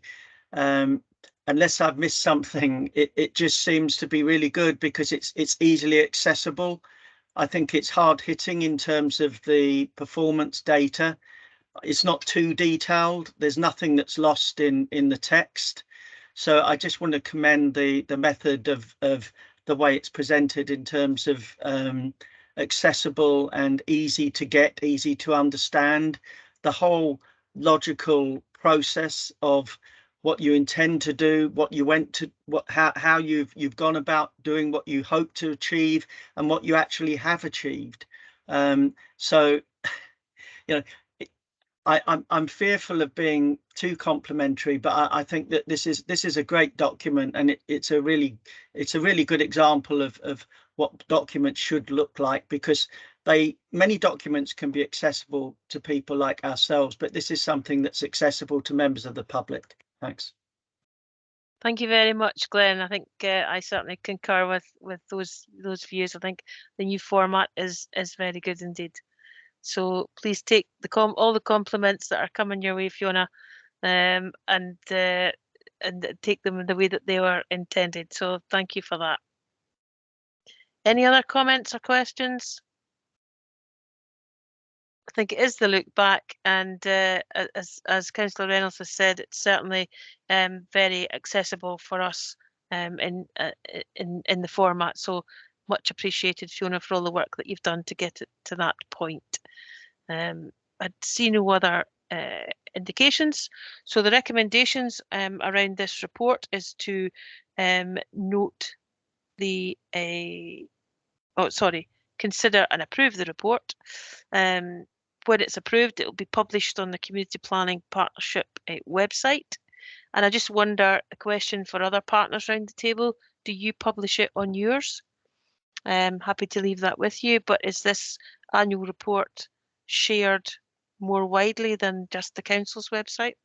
So I think it would be helpful to make sure that it is actually available to through all partners' channels, and to review the content and approve date. Oh, sorry, I'm on to the next one now, the next item. So when it's if we can approve that, please, that would be helpful. And it'll be published on the website, and I would ask that all partners consider how best they can share the annual report. So thank you very much again, Fiona. That was excellent. Thank you. We move then to the CPP dates and report deadlines for 2023, and that's where we're asked to review, comment and approve the dates that are set out for the next year. Can we agree those, please? And it would be my intention, as we progress the new shape of the Community Planning Partnership Board, to perhaps have some workshops along the way to look at various aspects of the the refresh, for example, performance information and things like that. So it would be additional, perhaps, workshops as we progress. But the dates are approved. Thank you very much. That takes us to our final report, which is the Alcohol and Drug Partnership Annual Report for 21-22. And as I said previously, delighted to welcome Avril Nicol. Avril is the new chair of the ADP. So welcome in your capacity as the chair, Avril, and I'll ask you now to present the annual report. Thank you. Thank you very much, Chair, and good afternoon, everyone. I'm really pleased that I have Don Leslie with me today, and Jeff Shaw is on the call too.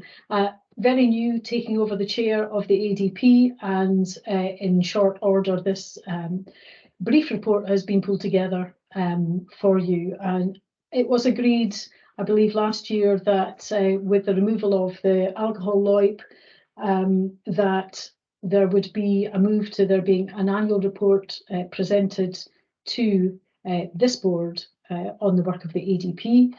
And what you have before you is a brief paper, but also a link to the submission to the Scottish Government for 21-22 from the ADP in Aberdeenshire. There are at 4.5 are set out some of the achievements of the ADP in this past year, some of the challenges that we face, and some of the progress made and that is ongoing. And as I say, I'm very pleased that Dawn is here in particular, who will help answer questions with regard to this report.